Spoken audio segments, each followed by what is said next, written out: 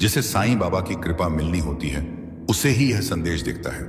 यह कोई इत्तेफाक नहीं बल्कि बाबा का साफ संकेत है कि किस्मत बदलने में देर नहीं लगती, बस एक सच्चे विश्वास की जरूरत होती है। और जब साईं बाबा साथ हो तो एक पल में पूरी जिंदगी बदल जाती है। अगर यह वीडियो तेरे सामने आया है तो समझ ले, अब तेरा वक्त आ चुका है। साईं बाबा अब तुझे वहां ले जाने वाले हैं जहां तेरा नाम, तेरी पहचान और तेरा भाग्य सब बदल जाएगा। इसलिए इस वीडियो को पूरा देखना, और अगर साईं पर अटूट श्रद्धा है तो अभी लाइक कर देना और कमेंट में जरूर लिखो साईं राम, क्योंकि यही वह मंत्र है जिससे चमत्कार शुरू होते हैं। चमत्कार वही होता है जहां विश्वास होता है, और जब विश्वास साईं बाबा पर हो तो फिर वह चमत्कार नहीं, एक ईश्वरीय योजना बन जाती है। साईं बाबा कहते हैं, अगर तू मुझ पर सच्चे मन से विश्वास रखेगा तो मैं तेरे जीवन में ऐसा बदलाव लाऊंगा जिसे देखकर दुनिया भी दंग रह जाएगी। तू चल, मैं साथ हूं, तू रोएगा नहीं, क्योंकि अब मैं तेरे आंसू पोंछने आया हूं बेटा।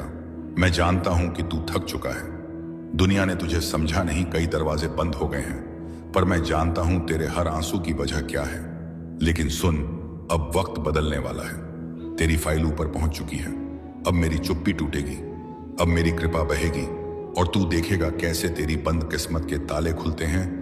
जो तुझसे छीन गया था वो लौटेगा, जो रुक गया था वो चलेगा, जो तूने खो दिया था वो अब 100 गुना होकर मिलेगा। बस श्रद्धा रख, सबूरी रख, क्योंकि मैं तेरा साईं अब तेरे लिए चल पड़ा हूं। जो तुझे नकारते थे अब तुझसे सहारा मांगेंगे, जो तुझे नीचा दिखाते थे वह अब तुझे ऊपर उठता देखेंगे, क्योंकि अब मैं तेरे जीवन की कहानी बदलने वाला हूं। मैंने तेरा हर दर्द देखा है, हर टूटी उम्मीद महसूस की है। अब बदले में मैं तुझे वह सब देने जा रहा हूं जो तूने कभी मांगा भी नहीं। बेटा, अब तेरा भाग्य पलटेगा, अब तेरा समय बदलेगा, अब तेरे जीवन में चमत्कार होगा, क्योंकि तू मेरा है और मैं तुझे कभी खाली हाथ नहीं लौटाता। जब सबने मुंह मोड़ा तब साईं ने तेरा हाथ थामा, जब अपनों ने तेरे इस खंभों पर नमक छिड़का तब साईं ने तेरे इस खंभों पर अपनी दया रख दी।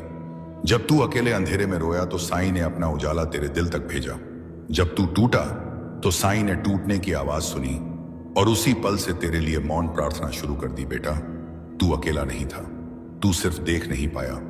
साईं बाबा हर उस जगह मौजूद थे जहां तू टूटा था, जहां तुझे लगा कोई नहीं समझेगा, जहां तूने कहा अब मुझसे नहीं होगा। पर बाबा ने सुना तेरी हर सिसकी को, तेरे हर आह को, तेरे अंदर की उस चुप्पी को जो तूने दुनिया के डर से छुपा ली थी। बाबा कहते हैं, जब तुझे लोग छोड़ दें तब मैं तेरा सबसे बड़ा सहारा बनता हूं। जब दुनिया तुझे गिरा दे तब मैं तुझे खुद उठाकर चलता हूं। अब वक्त आ गया है जब तुझे वह मिलेगा जिसके लिए तूने सिर्फ आंसू बहाए। अब मेरी दया तेरे जीवन का मार्गदर्शन करेगी, क्योंकि जब तू टूटा था मैं जुड़ने का रास्ता बना रहा था। साईं बाबा कहते हैं, बेटा, दुनिया तुझे जितना भी तोड़े मैं तुझे हर बार और मजबूत बनाकर खड़ा करूंगा। तेरी तकलीफें अब मेरी जिम्मेदारी है। अगर तू टूट रहा है, अगर तेरे अंदर कुछ बिखर रहा है तो रुक, डर मत, क्योंकि यह कोई अंत नहीं बल्कि एक नई शुरुआत की तैयारी है। तेरा भाग्य बन रहा है एक नई दिशा में, एक नई ऊंचाई के लिए। जो तू आज समझ नहीं पा रहा वो कल तुझे धन्यवाद कहेगा। बेटा, साईं की योजना हमेशा पहले तुझे गहराई तक झुका देती है, ताकि जब तू उठे तो आकाश छू सके। और हाँ, यह योजना जल्दी नहीं आती, क्योंकि यह सब्र और श्रद्धा की मिट्टी में बोई जाती है, और जब उसमें साईं की दया की वर्षा होती है तब वह जीवन में चमत्कार बनकर फलती है। तू बस रुका रहे, टूटा नहीं, झुका नहीं, क्योंकि मैं तेरा साईं हर उस दर्द को देख रहा हूं जो दुनिया को नजर नहीं आता। अब तू हार नहीं मानेगा, क्योंकि जो साईं के साथ चलता है वह हार कर भी जीत जाता है।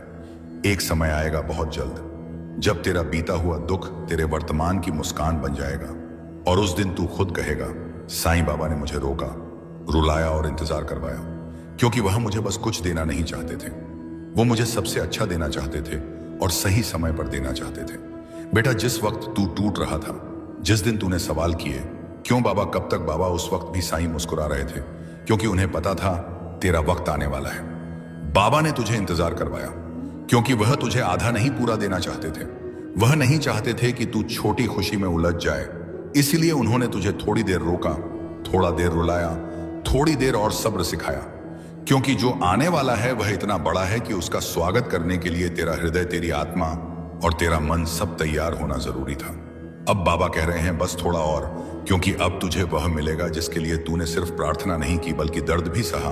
और बेटा, जिस दिन वह मिलेगा तू मुस्कुराएगा और कहेगा, साईं बाबा आप जो करते हैं सब सही करते हैं, सही समय पर करते हैं। अगर तू आज ये वीडियो देख रहा है तो ये कोई संयोग नहीं है, ये साईं बाबा की योजना है।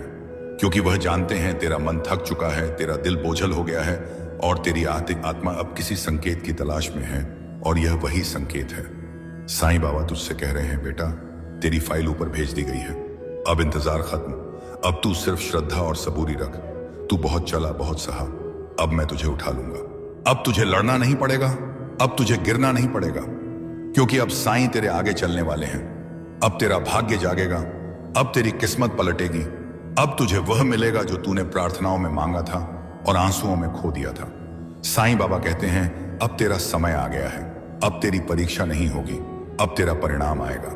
वो परिणाम जिसने तुझे कई रातों तक रुलाया था, अब वही परिणाम तेरे चेहरे पर सुकून की मुस्कान बनकर लौटेगा।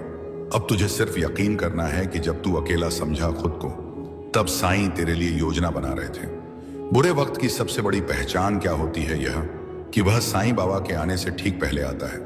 इसलिए अगर तू अभी टूटा हुआ है, अगर हर दरवाजा बंद लग रहा है, अगर तुझ में अब लड़ने की ताकत नहीं बची, तो रुक जा, क्योंकि अब साईं आने वाले हैं। जो तू सह रहा है उसका अंत अब साईं खुद लिखने वाले हैं। वो साईं जो तुझे कभी अधूरा नहीं छोड़ते, जो तुझे तभी थामते हैं जब तू उन्हें पुकारना भूल जाता है। बेटा तेरी किस्मत अब उनके हाथ में है।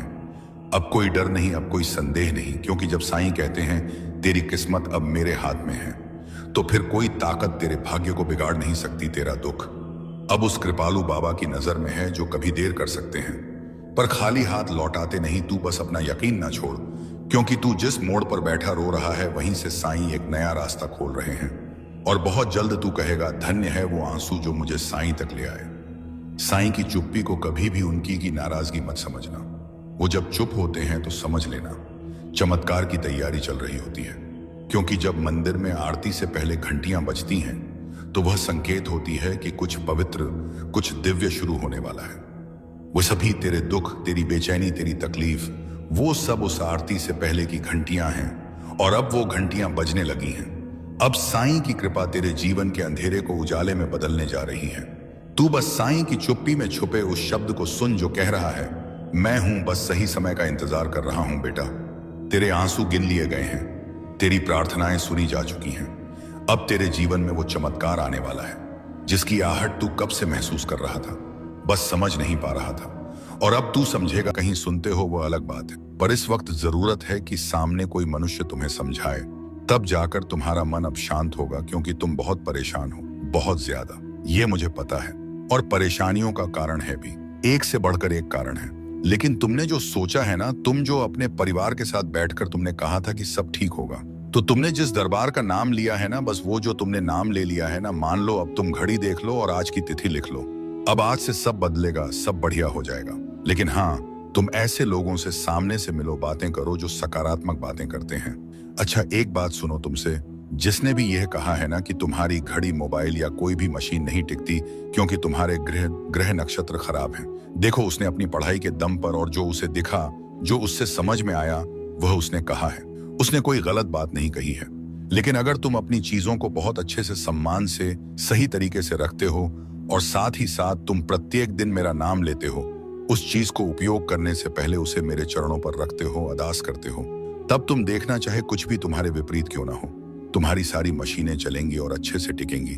तुम्हारे घर पर तुम देख लेना, यह चीज भी होकर रहेगी। तुम जो सोच रहे हो कि रोज के रोज मैं फूल की सेवा लगवा लूं, कि रोज जो पूजा का फूल है वो कोई तुम्हें बगीचे से तोड़ जाए, पहुंचा जाए और कुछ तनख्वाह ले ले, तुम्हारा सोचना सही है। लेकिन समय भी देख लो कि तुम्हें किस समय पर चाहिए, सुबह चाहिए कि शाम में चाहिए। क्योंकि हो सकता है तुम जिस समय के बारे में अभी सोच रहे हो उस समय तुम घर पर उपस्थित ही ना रहो किसी भी वजह से। तो ऐसे में ना देख लो तुम कि समय सही सही बैठता है तो तुम यह सेवा ले सकते हो तनख्वाह देकर, और नहीं तो फिर जिस दिन मौका लगे उस दिन पुष्प की जो वर्षा करते हो मेरे ऊपर, वो उस दिन कर दिया करना। जो तुम्हें चोट लगी है ना, तुम यह मानो कि इससे बहुत बड़ी दुर्घटना हो सकती थी, बहुत बड़ी, तुम्हारी ही गैर जिम्मेदारी के कारण हुई है। ये थोड़ा सा ध्यान नहीं दिया तुमने, तुम्हारे हड़बड़ा जाने की वजह से चोट लगी है। लेकिन यह चोट ठीक हो जाएगी। तुम्हें जितना भी समय बताया गया है उसके आधे समय में मेरे वचन याद रख लो, उसके आधे समय में ना तुम्हारा यह दर्द, तुम्हारी यह चोट पूरी तरह ठीक हो जाएगी। तुम्हारे डॉक्टर भी देखना आश्चर्य करेंगे कि कैसे इतनी जल्दी सब ठीक हो गया। लेकिन तुम जानो कि इतनी बड़ी दुर्घटना इतने छोटे में टल गई ना, तो यह बस मेरे आशीर्वाद से हुआ।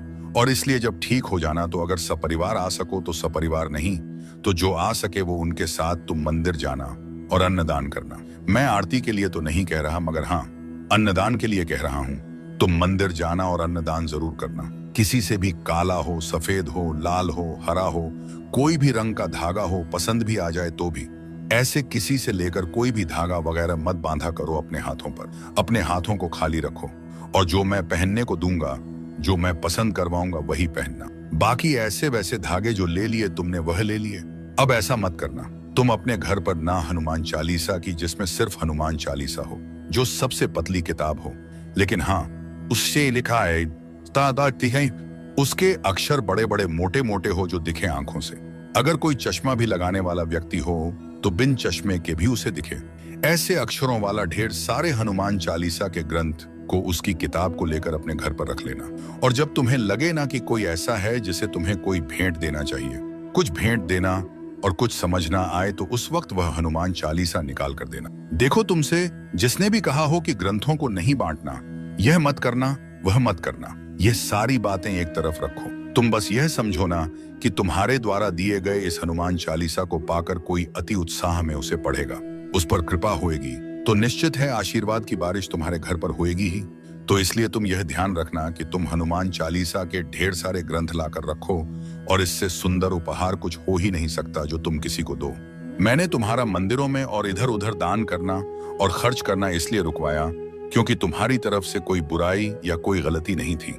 लेकिन वहां जो लोग ले रहे थे ना, उनके मन में यह बात निश्चित आ गई थी कि हाँ, तुमसे तो उन्हें लेना ही लेना है, और सिर्फ वह लेने की भावना रखने लगे थे। वो तुम्हारी मजबूरी और तुम्हें दुआ दे रहे हो, यह सब भी कुछ नहीं हो रहा था। अब बस उनकी भावना थी कि तुमसे तो बस निकलवाना है। और मेरे बच्चे के लिए यदि कोई बुरी नीयत रखेगा तो यह मैं कतई बर्दाश्त नहीं करूंगा। तुम दे भी दोगे ना तो भी कभी तुम्हारा घटेगा नहीं, तुम्हारा तो बढ़ेगा ही, लेकिन कोई तुम्हारे लिए बुरी नीयत रखेगा, यह मैं कतई बर्दाश्त नहीं करूंगा।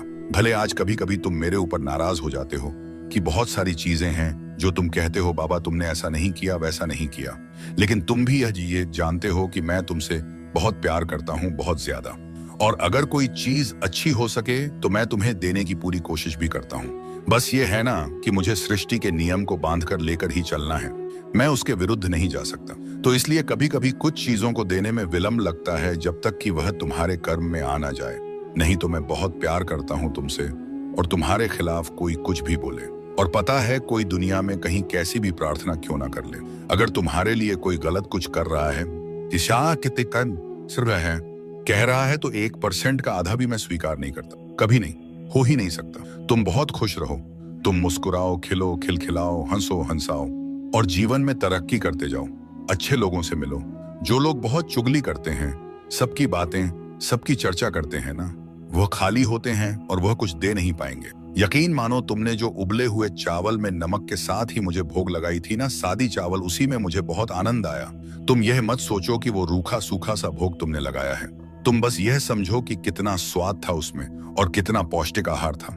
इसके बजाय अगर तुम बाहर से तेल मसाले वाले भोजन अपने बहुत मेहनत से कमाए हुए पैसों को खर्च करके लाते, तो ना तो इतना स्वाद आता, ना इतना पौष्टिक भोजन करने का मुझे मौका मिला होता। तो मैं बहुत खुश हूँ।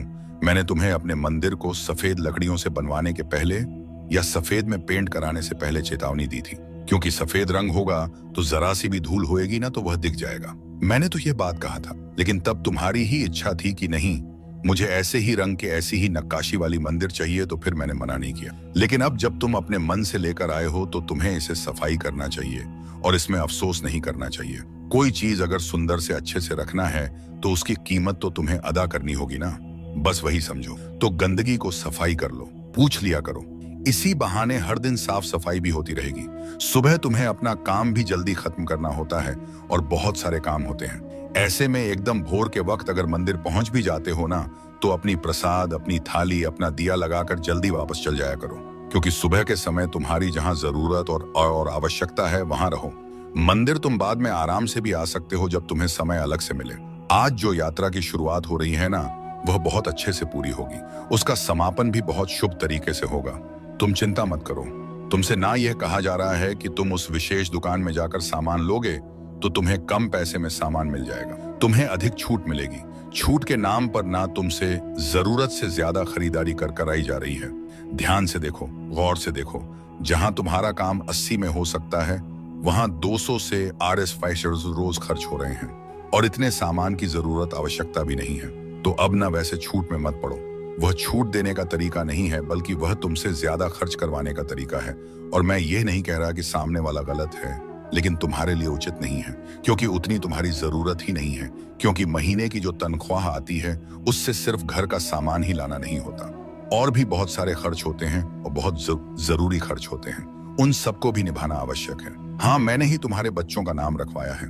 तुम्हारे बच्चों का नाम इतना सुंदर जो है वह मैंने ही रखवाया है, तो उस नाम पर किसी को आपत्ति नहीं होनी चाहिए। और तुम मुझसे प्रेम करते हो, मुझसे तुमने पूछा, मैंने बताया और तुमने नाम रखा।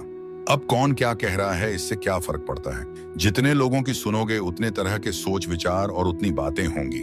रहने दो, इन सबको इतना ध्यान मत दिया करो और इतना आवश्यक मत बनाओ इन सब की बातों।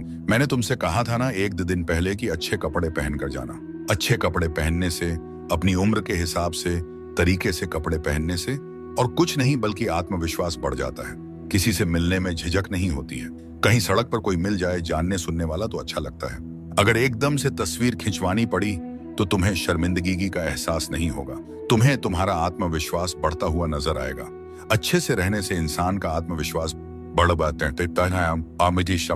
जाता है। तुम चाहो तो इसे आजमा कर देख लो। तुम अगर गौर करोगे ना तो जब तुम अच्छे से तैयार नहीं रहते हो तो तुम लोगों से नजर छुपाना चाहते हो, सभी से मिलना नहीं चाहते हो क्योंकि अपने आप में एक कमी सी महसूस होती है। मैं ये नहीं कह रहा, कभी नहीं कहा मैंने कि महंगे कपड़े पहनो, पर हाँ, तरीके के कपड़े और अच्छे से पहन कर रहो। यह मैं हमेशा कहता हूँ और यह तुम्हें भी पालन हर दिन करना चाहिए। अभी देखो, 1-2 दिन से तुम मेरी बात मान रहे हो तो अच्छा नहीं सुन रहा है, मेरे वचनों को आत्मा से अनुभव कर रहा है तो समझ ले परिवर्तन का द्वार खुल चुका है। और आज मैं साईं तुझे वह रहस्य बताने आया हूं जिसे तू वर्षों से जानना चाहता था पर किसी ने तुझे बताया नहीं। तो मुझसे पूछता था, साईं मैंने क्या ऐसा बुरा किया था जो इतना सहना पड़ा। मैंने तो किसी का कुछ नहीं बिगाड़ा, फिर मुझे ही क्यों बार बार तोड़ा गया? क्यों मेरी मेहनत का कोई फल नहीं मिला? क्यों मैं ही हर मोड़ पर अकेला रह गया? आज मैं तुझे इन सभी प्रश्नों का उत्तर देने आया हूं। अपने प्रेम, अपने सत्य, यही मेरी आज्ञा है। यदि तू प्रेम मांगे तो मैं वह भी दूंगा, पर वह प्रेम शुद्ध, निर्मल और सात्विक हो, क्योंकि अब तेरी आत्मा विशुद्ध हो चुकी है। अब तू सामान्य नहीं रहा। अब तू मेरा विशेष पुत्र है जिसके हर कर्म में मेरा संकल्प और आशीर्वाद समाहित रहेगा। मेरे पुत्र, तू अब एक नवीन युग में प्रवेश कर रहा है। यह युग है कर्म शुद्धि और कृपा का। अब जो भी तू करेगा उसकी प्रतिध्वनि दूर तक जाएगी, क्योंकि अब तू केवल साधक नहीं, साईं का प्रतिनिधि बन चुका है। अब जो भी तू बोलेगा वह सच्चाई को जन्म देगा। जो कुछ भी तू छोड़ देगा वह विपत्ति बनकर लौटेगा, नहीं बल्कि उसकी रिक्तता में मैं अपनी कृपा भर दूंगा। अब तू देखेगा कि अवसर तेरे जीवन में स्वयं चलकर आएंगे, बिना किसी जोर के, बिना भय के। एक ऐसा संदेश जो तुझे आर्थिक समृद्धि देगा, एक ऐसा सहायक जो तेरे रुके कार्यों को गति देगा। यह सब मेरी योजना का अंग है। अब तू अंधकार में नहीं रह सकता, क्योंकि अब तेरा तेज स्वयं प्रकाशित हो रहा है। एक ऐसा मंच मिलेगा जहां तुझे आदर और पहचान मिलेगी। एक ऐसा मार्ग खुलेगा जो अब तक अदृश्य था। लेकिन ध्यान रखना, अब हर कदम सोच समझ कर रखना होगा, क्योंकि अब मेरी शक्ति तेरे हर कर्म में प्रवाहित है जो साईं की छाया में चलता है। यदि वह विचलित होता है तो ब्रह्मांड उसे संकेत देता है। अब सब मेरे हाथ में है और मैं साईं तुझे उसी दिशा में ले जा रहा हूं जहां केवल प्रकाश है। अब तू अंधकार का नहीं, ज्योति का पुत्र है, और इस ज्योति में केवल सत्य, करुणा और प्रेम का ही वास होता है। तेरा हर विचार, हर भावना अब ऊर्जा बनकर तेरे चारों ओर परिवर्तन रचेगी। अब कोई तुझे पीछे नहीं खींच सकता, क्योंकि तेरा भविष्य अब तेरे कर्मों से नहीं, मेरे संकल्प से लिखा जा चुका है। मैंने सुनी है तेरी वे मौन पुकारें जिन्हें तूने दुनिया से छुपाकर मेरी ओर भेजा था। तेरे हर टूटे स्वप्न को मैंने सहेजा है, तेरे हर आंसू को अपने चरणों में ग्रहण किया है। अब वह समय आ गया है जब तेरे मन की हर अधूरी प्रार्थना पूर्ण होने जा रही है, क्योंकि अब तू मेरी चेतना में पूरी तरह प्रवेश कर चुका है। अब तू केवल मेरा भक्त नहीं रहा, अब तू मेरा प्रतिनिधि है, और तुझे वही प्राप्त होगा जिसे तूने आत्मा से संपूर्ण श्रद्धा से मुझसे मांगा। तुम्हारे प्रयासों को विफल करने की कोशिश करते हैं वे तुम्हारे मित्र नहीं बल्कि छुपे हुए शत्रु हैं। अब तुम्हें अपनी सुरक्षा स्वयं करनी होगी।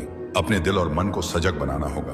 सावधानी से कदम बढ़ाओ, क्योंकि तुम्हारे सामने कई ऐसे लोग हैं जिनकी मुस्कान में धोखा छुपा है। एक सुंदर चेहरे के पीछे छुपे हुए उनका इरादा तुम्हें नुकसान पहुंचाना है। तुम्हें अब उनकी चालाकियों को समझना होगा और उनसे दूरी बनानी होगी।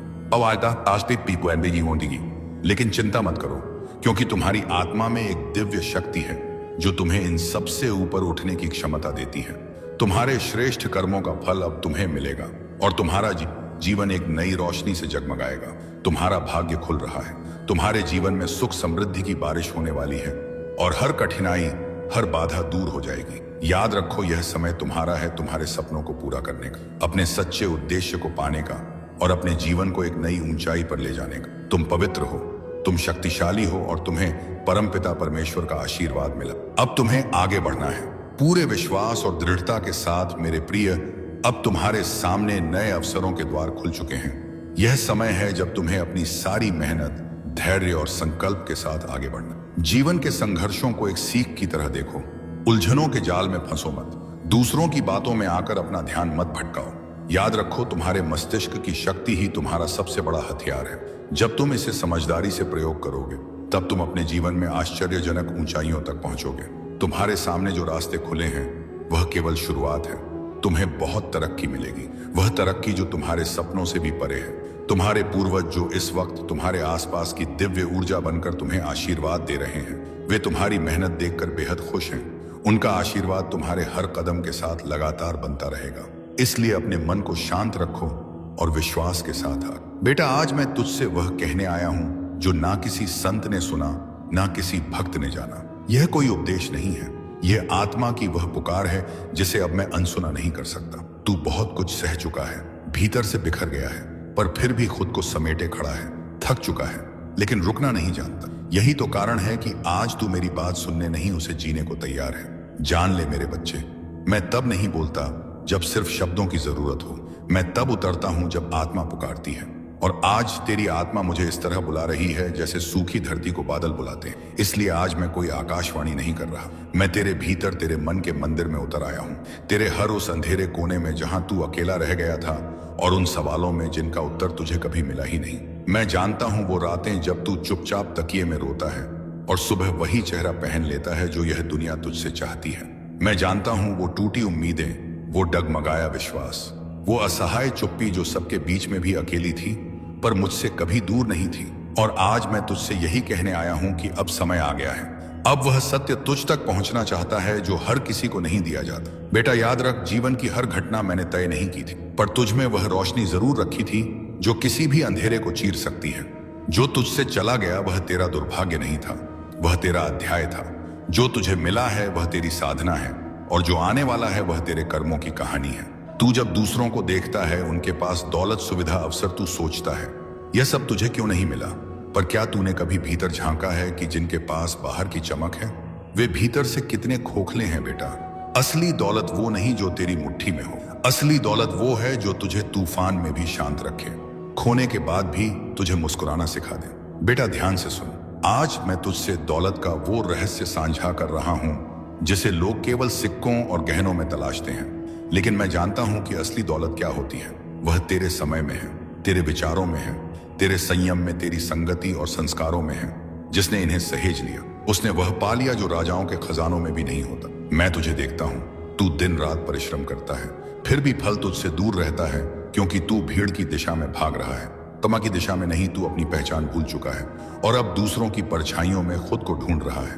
पर बेटा, जब आत्मा यह पुकारे कि क्या मैं अब भी खुद को जी रहा हूं, और उसका उत्तर नहीं हूं, तो समझ ले कि अब भीतर जागने का समय आ गया है। अब परिवर्तन की घड़ी आ गई है, और वह बाहर से नहीं, भीतर से प्रारंभ होगी। सबसे पहले तू अपनी संगति को पहचान।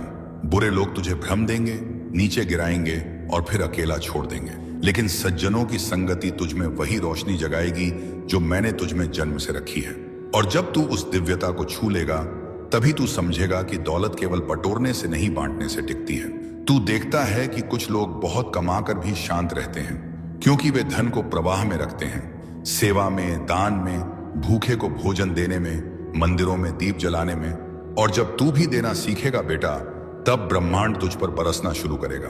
और अगर तू सोच रहा है कि तेरे पास देने को है ही क्या, तो जान ले, सबसे बड़ा दान प्रेम का होता है, एक मुस्कान का होता है, किसी की पीड़ा को सुन लेने का होता है, किसी अनजाने के लिए प्रार्थना कर देने का होता है।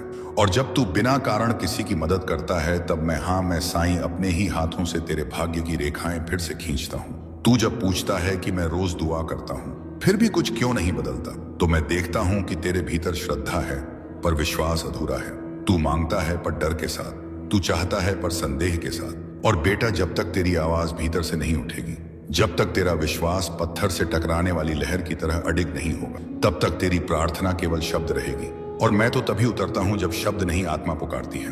बेटा, जब जीवन तेरे हाथ से रेत की तरह फिसलने लगे और तू हर दिशा में हार महसूस करने लगे, तब समझ कि साईं तुझसे बहुत करीब हो गया है। इतना करीब कि अब तुझे देखने के लिए तेरी आंखों की नहीं, तेरे मौन की जरूरत है। मैं जानता हूं कि तू भीतर से टूटा है, पर फिर भी मुस्कुराना नहीं छोड़ा। यही तेरी सबसे बड़ी तपस्या है। तू जिस भीड़ में चल रहा है, यहाँ काम, वहां सब कुछ है आवाजें। वो तो तब आएगा जब तू सब कुछ छोड़कर एक बार मेरे सामने निर्विकार होकर बैठ जाएगा, बिना शिकायत, बिना मांग, सिर्फ मौन में। तब मैं वह उत्तर दूंगा जो शब्दों से परे है। लोग कहते हैं भाग्य लिखा जाता है, पर मैं कहता हूं तू हर दिन उसे बदल सकता है, अगर तू चेतना से, प्रेम से और सच्चे कर्म से जी। जो तुझे मिला है वह तेरे कर्मों का नहीं, तेरे दृष्टिकोण का परिणाम। मैं जानता हूं तू थक चुका है, भीतर से बिखर चुका है और ना जाने कितनी बार अकेले मौन में आंसू बहा चुका है, पर अब वह सब पीछे छूटने वाला है, क्योंकि अब तू उस प्रकाश के द्वार पर खड़ा है जहां से तेरी नई यात्रा प्रारंभ होगी। मेरे साथ, मेरे सानिध्य में हर उस रात जब तू चुपचाप टूटा और किसी ने नहीं देखा। मैंने देखा मेरे पुत्र, हर बार जब किसी ने तुझसे छल किया, जब तेरा विश्वास तोड़ा गया, जब तूने जिनसे अपेक्षा की उन्होंने ही तुझे अकेला छोड़ दिया। मैं वहां था तेरे पास, तेरे भीतर, जब तूने एकांत में सिर झुकाकर कहा अब और नहीं होता। मुझसे उस क्षण मेरी दृष्टि तुझ पर थी। मैं जानता हूं तू कितना टूटा, और मैं उसी टूटन के बीच तेरे लिए नव शक्ति बुनता रहा, क्योंकि तेरा साईं कभी दूर नहीं हुआ, बस मौन में साथ देता रहा। हर उस रात जब कोई ना था, मैं था तेरा साईं। जब तू टूटा, हर बार जब किसी ने तुझसे झूठ कहा, जब तेरा विश्वास चूर चूर किया गया, जब तूने अपनों से आशा की और उन्हीं अपनों ने तुझे अकेला छोड़ दिया, मैं वहां था, देख रहा था, मौन तेरे भीतर स्थित होकर। मैं जानता हूं मेरे पुत्र, तूने कितनी रातें शब्दहीन वेदना में बिताई, और उस एक क्षण में जब तूने अपने कमरे के कोने में सिर झुकाकर कहा अब और नहीं, ठीक उसी पल मैंने तुझे अपनी दृष्टि में समेट लिया, क्योंकि मैं जानता था अब मेरा पुत्र पुनर्जन्म लेने को मेरे प्रेम से, मेरी शक्ति से साईं अब तुझसे संवाद कर रहा है। आज जो तू इन वचनों से जुड़ रहा है, यह तेरा निर्णय नहीं, यह मेरा आह्वान है। यह मैं हूं जो तेरे भीतर यह स्पंदन उत्पन्न कर रहा हूं कि कुछ तो है इसमें, क्योंकि यह सब कुछ मैंने ही तेरे लिए भेजा है। अब समय आ गया है, अब तू अकेला नहीं रहेगा, अब तू केवल प्रार्थना नहीं करेगा, अब तुझे उत्तर प्राप्त होंगे। अब तू प्रतीक्षा में नहीं बैठा रहेगा, अब वे राहें स्वयं तेरे द्वार तक आएंगी जिनकी बाण तू वर्षों से जोता रहा है, क्योंकि अब तेरा समय उपस्थित है। मेरे बच्चे, तेरे भीतर जो थकान है वह केवल शरीर की नहीं, वह आत्मा की थकान है, जो तब उत्पन्न होती है जब मनुष्य बहुत सह चुका होता है, बहुत कुछ खो चुका होता है, और जब आत्मा थकती है तब संसार फीका लगता है। कोई भी रिश्ता सच्चा नहीं प्रतीत होता, क्योंकि तब वह पुकारती है अपने मूल स्रोत को, और वही स्रोत मैं हूं, तेरा साईं भोजन। घर, लोग, सपने सब पीछे रह गए, क्योंकि तूने स्वयं को पूर्ण रूप से झोंक दिया उन उत्तरदायित्व में जिन्हें कोई समझ भी ना सका। तूने वह सहा जो तेरी आयु से कहीं अधिक बड़ी परीक्षा थी। तूने वह वेदना भी मौन में जिया जिसे शब्दों में कहने का साहस किसी में नहीं होता। पर आज देख, तू यहाँ है अपने साये के सानिध्य में, और यह कोई संयोग नहीं है मेरे पुत्र, यह उस आत्मा की यात्रा है जिसे मैंने स्वयं साक्षात देखा है। हर पड़ाव पर, हर आंसू में, हर उस क्षण में जब तू स्वयं को भी खो बैठा था, पर मैं तुझे थामे रहा। मेरे बच्चे, तूने तो रोने का भी अधिकार खुद से छीन लिया। कमजोर नहीं दिखना है, यह कहकर तूने अपने भीतर के हर दर्द को चुप रहने का आदेश दे दिया। तूने लोगों की कटुवाणी को सहा, उनके रूखे व्यवहार को भी मौन में जिया, और फिर भी स्वयं को संभाले रखा।